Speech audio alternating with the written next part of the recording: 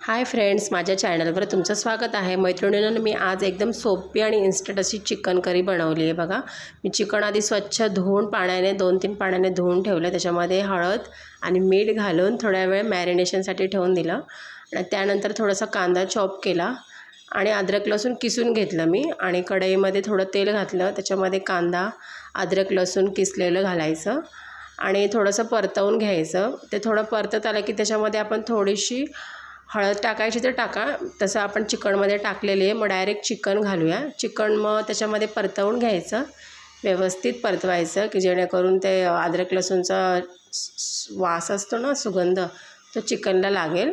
आणि मग त्याच्यावरनं धना पावडर घालूया, व्यवस्थित हलवायची आणि वरती मग आपण झाकणासाठी ताट ठेवून त्याच्यात पाणी टाकूया। ते पाणी थोडं गरम झालं की खाली चिकनला त्याचं स्वतःचं पाणी सुटतं। ते पाणी आपण मग वरचं पाणी चिकनमध्ये घालूया।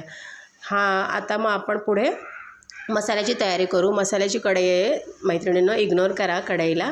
आणि त्याच्यामध्ये कांदा घालायचा बारीक करून आणि थोडासा गुलाबी रंगावर होत आला की त्याच्यात टोमॅटो घालूया आपण।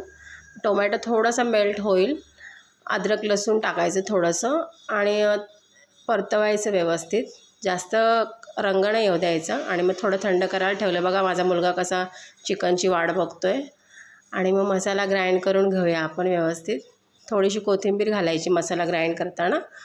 पुन्हा आपण कढईत तेल घालूया, तेजपत्ते घालायचे सुगंधासाठी आणि जो आपण मसाला ग्राइंड करून घेतलेला आहे ना, तो तेलावर थोडा वेळ परतवून घ्यायचा, जास्त परतवायचा नाही।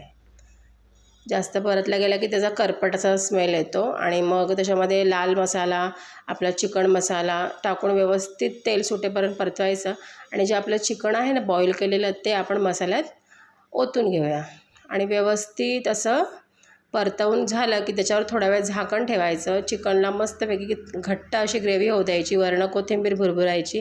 सुंदर चिकन तयार। नक्की करून पहा। बाय।